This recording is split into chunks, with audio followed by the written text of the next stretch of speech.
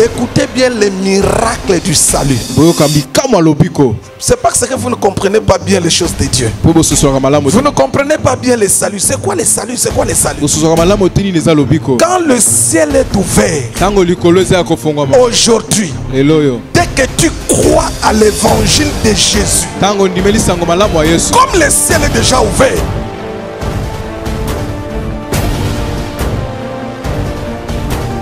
c'est-à-dire, si tu ne comprends pas que ton corps est devenu la maison de Dieu et Dieu y habite, tu marcheras dans le péché comme tu veux. Mais ceux qui ont conscience que Dieu habite en eux, ils ne font pas de n'importe quoi.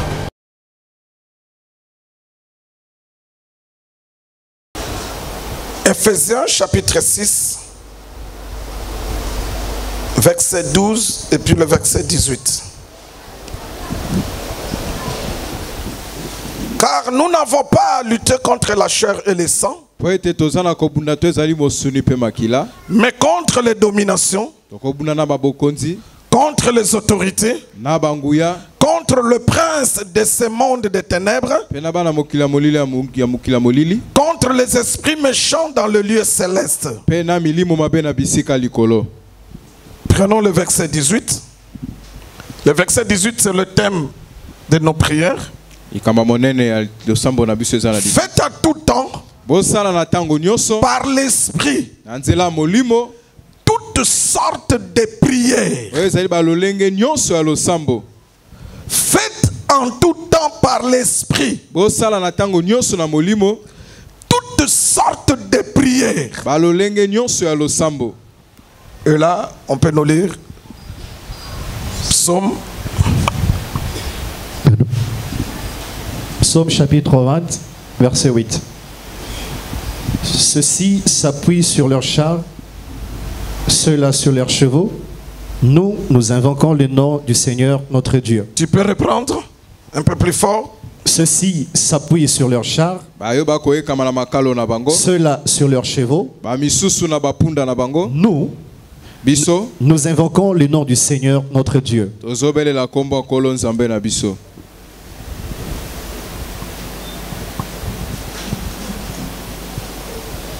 Deutéronome chapitre 20, verset 2, nous lisons au nom de Jésus-Christ.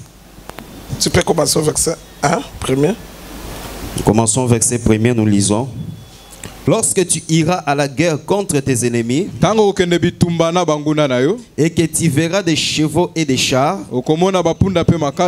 et un peuple plus nombreux que toi, tu ne les craindras point. Tu t'arrêtes là. Ok, je vais lire Exode. Le texte de Psaume nous dit ceci, ce que le bien-aimé vient de lire. Ceux-ci s'appuient sur leurs chars et ceux-là sur leurs chevaux. Et le texte de Deutéronome dit ceci. C'est Dieu qui s'adresse aux enfants d'Israël. Il dit, si vous partez en guerre et que vous voyez que vos ennemis ont beaucoup de chars et de chevaux, donc les chars et les chevaux reviennent. Est-ce que vous comprenez? Lisons Exode.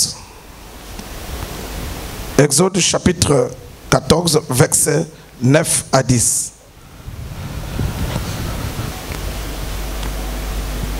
Les Égyptiens les poursuivirent et tous les chevaux, les chars de Pharaon, ses cavaliers et son armée les atteignirent campés près de la mer.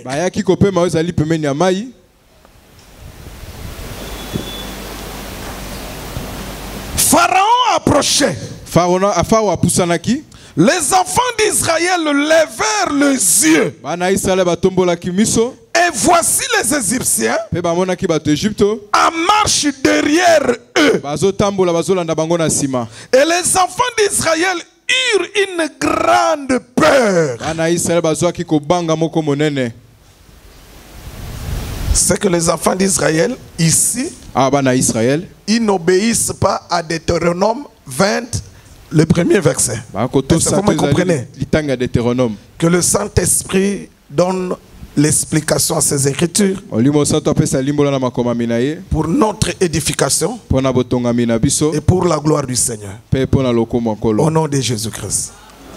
L'honneur, la force, la domination, l'autorité, la victoire, la résurrection et le règne pour des siècles et des siècles.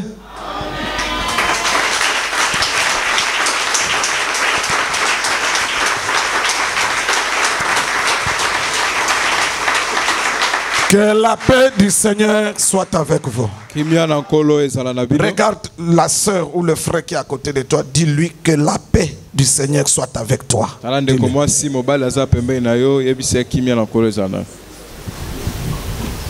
Mettez-vous.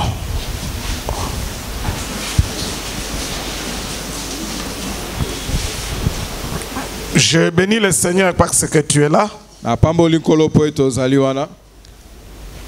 On va prêcher et puis on va prier parce qu'aujourd'hui on a commencé nos 6 jours de prières intenses.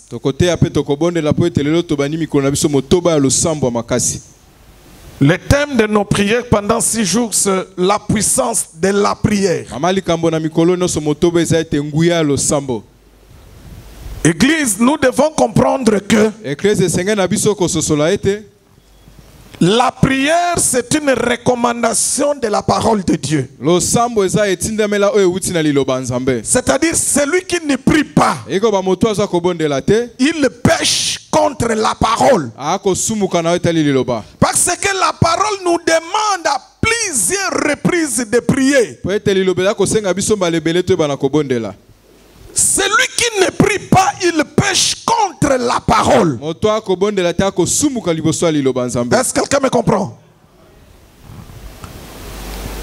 Le texte de base d'Ephésiens 6, 18 dit ceci. Faites à tout temps toutes sortes de prières. C'est que nous comprenons qu'il y a plusieurs sortes de prières. Mais pour comprendre toutes ces sortes-là, il faut tout simplement lire la prière que le Seigneur nous a appris. Notre Père qui est aux cieux, que ton nom soit sanctifié. Si vous lisez cette prière de Jésus, notre Père qui est aux cieux, dedans vous allez dégager plusieurs sortes de prières. Aujourd'hui, ça ne sert à rien de répéter cette prière comme c'est écrit comme ça. Non, ça ne sert à rien. Ça ne sert à rien. Regardez la première chose. Il est écrit dans cette prière. Là-bas, Jésus était encore vivant. C'est pourquoi il a dit prier notre Père qui est aux cieux. C'est normal. Parce que Jésus était encore vivant. Il avait un langage terrestre. Mais aujourd'hui, notre Père n'est pas aux cieux. Donc si tu jusqu'aujourd'hui, toi, tu crois que notre Père est toujours au ciel, c'est que tu n'as jamais compris les choses de Dieu.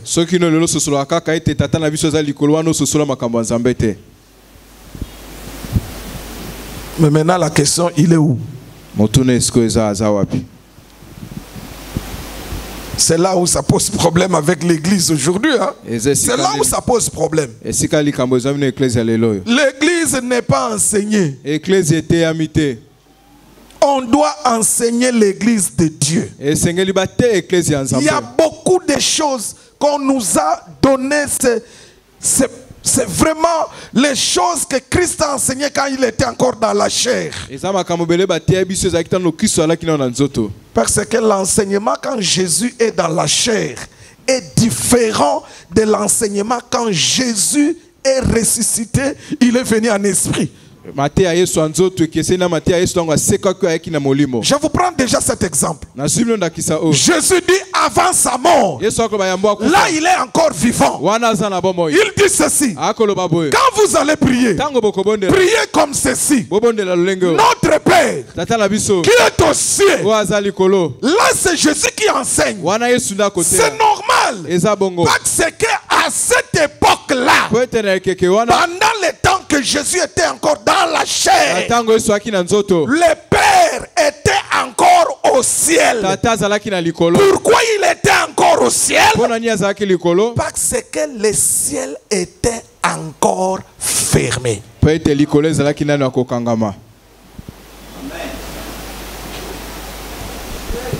Le Seigneur Jésus dirait un jour ceci. Je crois qu'il a dit ça à Nathanaël. Tu verras désormais le ciel ouvert. Quand Jésus dit tu verras désormais, il dit que ceci: avant les désormais, c'est-à-dire hier, le ciel est fermé. Parce que Jésus dit vous verrez le ciel ouvert. Est-ce que vous comprenez? Amen. Si tu ne comprends pas, tu me poses la question. Jésus dit vous verrez désormais le ciel ouvert. C'est que nous comprenons que le ciel pendant tout ce temps était fermé. Comme le ciel était fermé, c'est normal que Dieu reste au ciel. C'est normal. Quand est-ce que le ciel a été fermé? Le ciel était fermé le jour où Adam a péché. Lorsque Adam pécha, regardez comment Dieu ferme le ciel. Il envoie des anges avec l'épée pour garder le chemin de l'arbre de vie. Cet acte-là que Dieu a fait en Éden, cet acte-là en Éden, en plaçant des anges pour protéger le chemin de l'arbre de vie, cet acte-là, Dieu fermait le ciel. Depuis ce jour-là, Dieu est resté au ciel, l'homme sur la terre, le ciel fermé à cause du péché de l'homme. Quand Jésus quand Noé est venu, le ciel était toujours fermé. Quand Abraham est venu, le ciel est toujours fermé. Isaac, Jacob, le ciel est toujours fermé. Joseph est parti en Égypte, le ciel est toujours fermé. Moïse est venu, le ciel est toujours fermé. On va retourner avec Moïse. Israël est sorti de l'Égypte, le ciel est toujours fermé. Israël s'est installé en Canaan, le ciel fermé. Israël a eu des juges, le ciel fermé. Israël a eu des rois, le ciel est toujours fermé. Jésus est né, le ciel est toujours fermé. Quand Jésus marchait, il avait 30 ans, le ciel est toujours fermé. Quand Jésus a eu 33 ans, le ciel est toujours fermé. On a arrêté Jésus, le ciel est toujours fermé. On l'a amené à la croix, à Golgotha, on l'a déshabillé, le ciel est toujours fermé. On l'a pris, on l'a placé à la croix, le ciel est toujours fermé. Il est mort, le ciel est toujours fermé. Mais un soldat est venu avec la lance, il l'a a foncé, quand il a fait sortir la lance, le sang a coulé, les voiles du temple s'est déchiré. C'était l'ouverture du ciel. Ceux qui étaient dehors pouvaient maintenant entrer. Vous avez maintenant compris? Amen. Et quand le voile s'est déchiré sur la terre, c'était le ciel qui s'ouvrait. Maintenant, qu'est-ce qui se passe? Comme le ciel est ouvert, Dieu, le Père, ne peut plus rester au ciel. C'est que sur la terre, il a maintenant des gens. Et Dieu quitte le ciel. Écoutez bien les miracles du salut.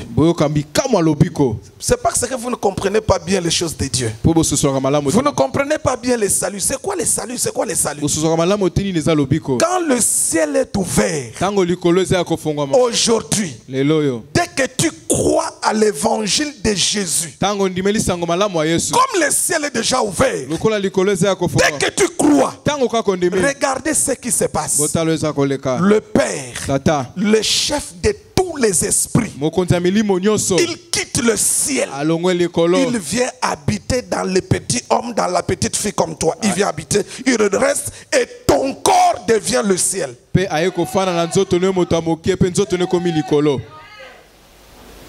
Vous avez compris ou vous n'avez pas compris? Vous avez compris? C'est pourquoi le faux enseignement qui aujourd'hui est dans la bouche de plusieurs personnes, qui disent allons dans la présence de Dieu. Non. On va aller dans la présence de Dieu où ici? Vous croyez que la présence de Dieu est dans ces bâtiments comme ça ici? Là, c'est un faux enseignement. La présence de Dieu, c'est en celui qui croit. C'est-à-dire, regardez, en clair, c'est quoi? Quand nous venons avec Dieu. Celui qui croit, il a Dieu, il vient avec lui. Quand on part à la maison, tu pars avec ton Dieu. On ne laisse pas Dieu ici. Ici, Dieu va faire quoi? En ces temps, Dieu n'habite pas dans le bâtiment. Dieu habite dans le bâtiment qui est le corps de l'homme que lui-même a construit. C'est pourquoi il est écrit: ne savez-vous pas que votre corps est la maison de Dieu? Donc, la prière de notre Père qui est aux cieux devient notre Père qui est dans mon corps. Si tu ne comprends pas les choses de Dieu comme ça, c'est-à-dire si tu ne comprends pas que ton corps est devenu la maison de Dieu et Dieu y habite, tu marcheras dans le péché comme tu veux. Mais ceux qui ont conscience que Dieu habite en eux, ils ne font pas de n'importe quoi. Quelqu'un me comprend? Amen. Rentrons en Égypte. Le peuple sort de l'Égypte sous la conduite de Moïse. Le peuple est parti la nuit. Pharaon est resté. Il a écouté que le peuple d'Israël, les Hébreux, sont partis. Pharaon a pris les chars. Il a pris les chevaux. Son armée. Ils ont commencé à suivre Israël. Et Israël, le chemin qu'il avait pris, il y avait la mer rouge. Le peuple s'est arrêté devant la mer rouge. Le peuple ne pouvait pas avancer à cause de la mer. Et la parole de Dieu dit ceci: le peuple a regardé derrière. Ils ont vu des chevaux et des chars de l'Égypte. Ça venait. Le peuple a eu peur. Suivez. Or, Deutéronome, Moïse dit ceci. Si vous partez en guerre et que vous voyez que vos ennemis ont des chars et des chevaux, ne les craignez pas. Mais nous voyons ici Israël devant les chars et les chevaux de Pharaon. Israël a peur.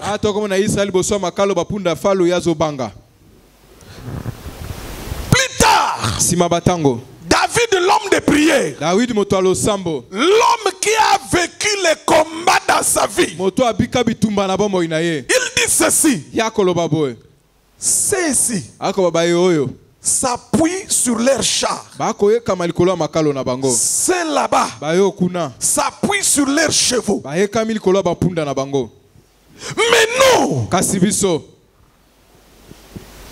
nous invoquons le nom du Seigneur. C'est-à-dire, dans ce monde, il y a des gens qui s'appuient non pas sur Dieu, mais ils s'appuient sur autre chose. Dans ce monde, il y a des gens qui s'appuient sur leur intelligence. Il y a des gens qui s'appuient sur leur courage. J'ai déjà entendu des gens dire: je suis courageux, je vais réussir parce que je suis courageux. Un vrai chrétien, je dis un vrai enfant de Dieu, ne peut jamais dire ça. Jamais. Je dis ceci, je reprends. Un vrai enfant de Dieu ne peut jamais dire que je suis courageux, je vais réussir parce que je suis courageux. Jamais. Un enfant de Dieu ne peut jamais dire: comme je suis intelligent, je vais réussir. Non. Une fille de Dieu ne peut pas dire: comme je suis jolie, je me marierai. Non. Non. Ce langage-là, c'est pour les païens. Pour les chrétiens, le langage est que je réussirai par la grâce de Dieu. Tout pour nous est grâce. C'est pourquoi j'appuie ce que je dis.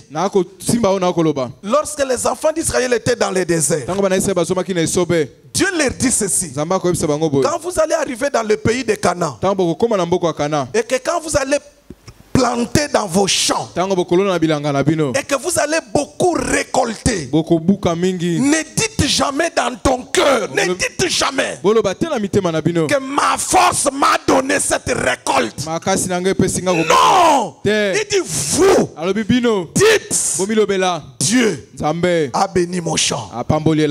C'est pourquoi je dis, il y a des gens qui s'appuient sur leur courage. Là, c'est le païen. Un chrétien s'appuie sur la grâce de Dieu, s'appuie sur la faveur de Dieu. David a compris que leurs ennemis, ceux qui les combattent, s'appuyaient sur les chars et sur les chevaux. C'est comme Pharaon. Pour suivre Israël, il s'appuie, il prend les chars.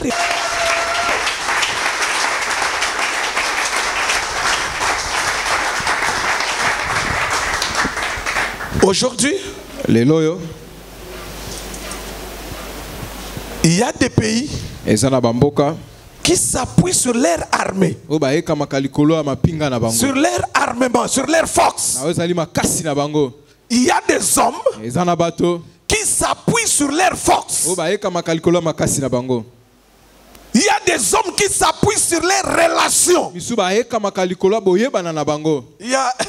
a une personne, il y a un frère, on l'a amené ici. Le prophète lui dit ceci. Dieu, le prophète dit: frère, Dieu me dit de te dire que tu dois beaucoup prier. Si tu ne pries pas beaucoup, je vois que tu auras des difficultés pour le travail.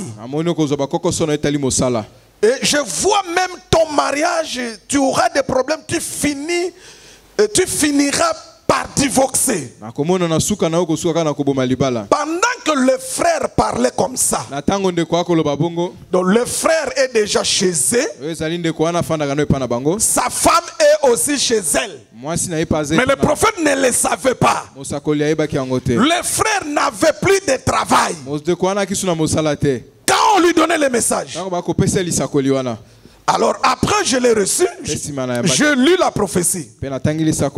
Je lui ai dit, bien aimé, tu dois beaucoup prier. Et tu dois faire une prière de 3 jours. Il me dit, non apôtre, je ne peux pas faire une prière de 3 jours maintenant. Parce que je dois me déplacer. Mais j'ai dit, mais ton travail dépend de cette prière. Il me dit, non, d'ailleurs, je dois travailler d'ici là. Parce que mon grand frère propre, il travaille maintenant à la présidence, il est conseiller. Moi j'ai dit, frère, Dieu m'a dit, quand je lis ta prophétie, ce qu'on t'a révélé, la directive est que entre dans une prière de 3 jours.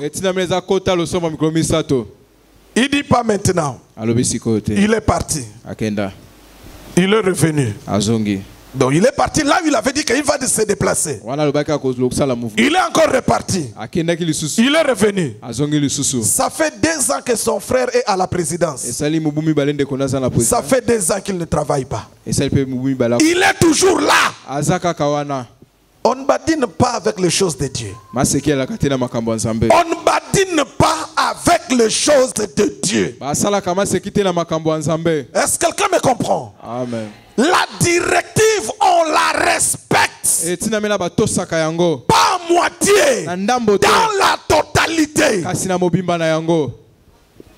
C'est à Kinshasa où je vois les gens blaguent avec les choses de Dieu. Bon, peut-être parce qu'ils prennent tous leurs pasteurs comme des aventuriers, ok. Mais tous à qui nous ne sommes pas des aventuriers. Il y a des hommes de Dieu dans cette ville qui prennent les choses de Dieu au sérieux. S'il te dit des choses, c'est comme ça. Dieu note cela au ciel. Est-ce que quelqu'un me comprend? Amen. Donc lui, le frère là, il s'appuie sur quoi? Sur son grand frère qui est conseiller où? Il y a des hommes comme ça sur cette terre. Ils viennent dans des églises. Mais ils s'appuient toujours sur des hommes. Ils s'appuient sur son intelligence.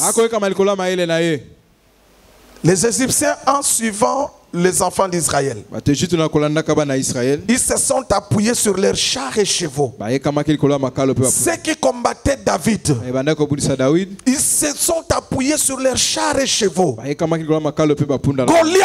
Goliath, quand il venait devant David, il s'est appuyé sur sa masse, sur sa taille, sur son armure. Mais David dit ceci. Si eux peuvent s'appuyer sur leurs chars, sur leurs chevaux, mais nous invoquons le nom du Seigneur. Mais ici, ce que vous devez comprendre est quoi? Lorsqu'on voit des chars, des chevaux, c'est qu'il y a la guerre. C'est qu'il y a la guerre. Dans Deutéronome on dit, si vous partez en guerre et que vous voyez que vos ennemis ont des chars et des chevaux, même maintenant comprenez directement aussi que les visions d'Apocalypse, il y a des visions dans les livres d'Apocalypse où on voit des chevaux. C'est déjà, ça annonce l'état de quoi? De guerre. Donc il faut comprendre déjà les choses. Là je te souffle. C'est ici, ça appuie sur leurs chars. C'est là sur leurs chevaux. Aujourd'hui, la vie chrétienne sur la terre, surtout en RDC, je ne sais pas hier ça se passe comment. C'est une vie beaucoup combattue. Je me posais la question, pourquoi trop de combats chez les chrétiens et surtout en RDC, surtout à Kinshasa. Il y a même des combats inutiles. Les combats dans la famille, les combats dans les quartiers que tu habites, les combats dans la parcelle, les combats au travail, les combats partout. Pourquoi? La réponse est celle-ci. Parce qu'il y a trop de sorciers. La sorcellerie, c'est le domaine où le diable agit sans excuse. La sorcellerie, c'est le domaine où le diable ne fait que détruire. C'est-à-dire, quand Jean 10 dit, le diable vient pour détruire, dérober, égorger. C'est le grand domaine de cela, c'est la sorcellerie. C'est pourquoi si vous lisez l'histoire, on vous dira qu'à l'époque en Europe, on faisait quoi? On brûlait quoi? Pourquoi eux brûlaient les sorciers? Pourquoi?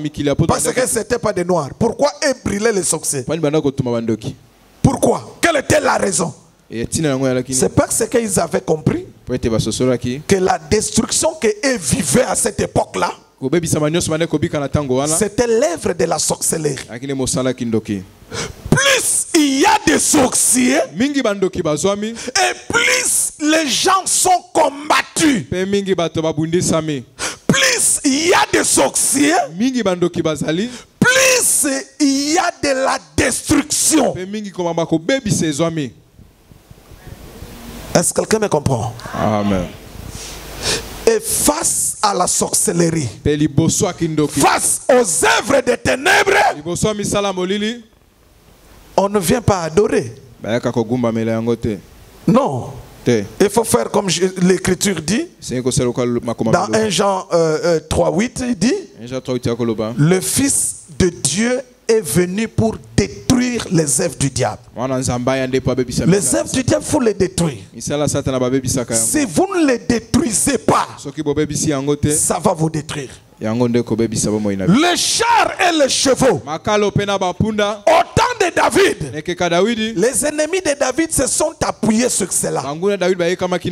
Mais nous aujourd'hui, ceux qui nous combattent s'appuient les uns sur la sorcellerie, les autres s'appuient sur les sciences occultes. Chacun s'appuie sur ceux qui croient que ça fait sa force. Mais ceux qui sont comme David, ils s'appuient que sur le nom du Seigneur. Ils n'invoquent que le nom du Seigneur. Les chevaux et les chars montrent l'état de guerre, qu'il y a combat. Mais si David en son temps, la guerre et tous les combats étaient physiques de la chair et le sang physique,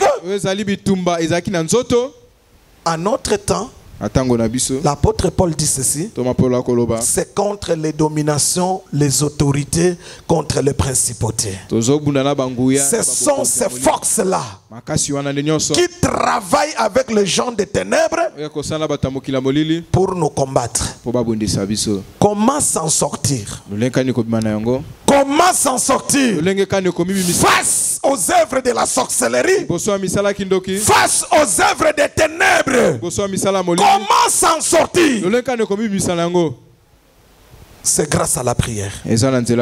C'est grâce à la prière. La prière, c'est une arme à double face ou à des rôles. En fait. La prière est une arme a des rôles. La prière, le premier rôle de la prière, ça nous protège. C'est une arme défensive. Ça nous protège contre les attaques de l'ennemi. Souvenez-vous, avant que Jésus ne soit arrêté, il a dit à Pierre et aux autres, priez. Sinon vous allez faire quoi? Vous allez tomber. Devant les œuvres de l'ennemi, la prière nous protège. C'est une arme qui nous protège. Le deuxième rôle de la prière, c'est le rôle offensif. La prière attaque le camp de l'ennemi. C'est ça que nous avons l'habitude d'appeler la prière d'autorité. Éphésiens dit qu'il y a plusieurs sortes de prières. Faites en tout temps toutes sortes de prières. Et parmi les prières à faire, il y a les prières d'autorité. Dans les prières d'autorité, ou dans la prière d'autorité, ici nous utilisons notre pouvoir. Nous utilisons les pouvoirs que le Seigneur nous a donnés. Le Seigneur nous a donné le pouvoir à tous ceux qui croient en son nom.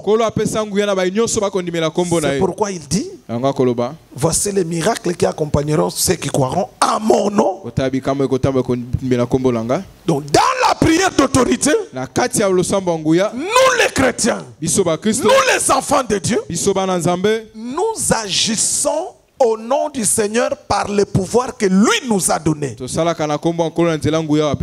C'est ici où nous utilisons le texte de Romains 10, 13 qui dit, quiconque invoquera le nom du Seigneur sera sauvé. Dans la prière d'autorité, nous donnons des ordres aux esprits. Parce que le Seigneur a dit, allez, imposer les mains aux malades, chasser les démons. Est-ce que quelqu'un me comprend? Amen. La prière d'autorité est très importante parce que ça nous permet de détruire les œuvres des ténèbres, d'attaquer les camps de l'ennemi. C'est pourquoi tu verras que lorsque l'ennemi te combat, la première des choses que l'ennemi cherchera à détruire en toi, c'est la vie de prière. Pourquoi? Pourquoi on détruit la vie de la prière? Pour que tu manques la protection et pour que tu manques à attaquer les camps de l'ennemi. C'est-à-dire, si tu n'es pas protégé par la prière et si tu n'attaques pas les camps de l'ennemi, cela veut dire quoi? Le terrain devient libre et l'ennemi va agir comme il veut. C'est pourquoi, frères et sœurs, un enfant de Dieu ne peut pas dormir de 20h jusqu'à ce que tu te réveilles le matin. Ça ne peut pas se faire comme ça. La nuit, il faut se réveiller pour prier. Parce que c'est le temps où les ténèbres agissent. Quand les ténèbres est dans le travail et que ça te trouve en train de dormir, ils vont t'envoûter. Ils vont t'imposer des choses. Et quand tu vas te réveiller, tu vas commencer à vivre des choses qui ne sont pas programmées. Vous savez, la puissance de la prière, ça peut faire quoi? On peut programmer de mauvaises choses contre toi. La nuit, l'ennemi prépare de mauvaises choses pour que tu les vives la journée. Tu te réveilles la nuit, tu pries. Ta prière a le pouvoir de changer les mauvaises choses programmées en bonnes choses. Mais quand tu ne pries pas, tu vas subir ce que l'ennemi a programmé pour toi la nuit. Est-ce que quelqu'un me comprend? Amen. Est-ce que quelqu'un me comprend? Amen. Et quand on doit prier, notez-les bien. On ne peut pas faire moins d'une heure. Le Seigneur Jésus a fixé le temps de la prière. Il a dit à Pierre, vous ne pouvez pas veiller même une heure. Par là, il fixait le temps minimum qu'un chrétien peut faire dans la prière. Tes 10 minutes là, tes 30 minutes de prière là, ce n'est rien. Ce n'est rien. Quand tu commences à prier 1 heure du temps, toi-même tu vas commencer à sentir la chaleur de la prière dans ton corps. Je vous donne l'exemple. Regardez. Vous prenez le brasier. Le brasier.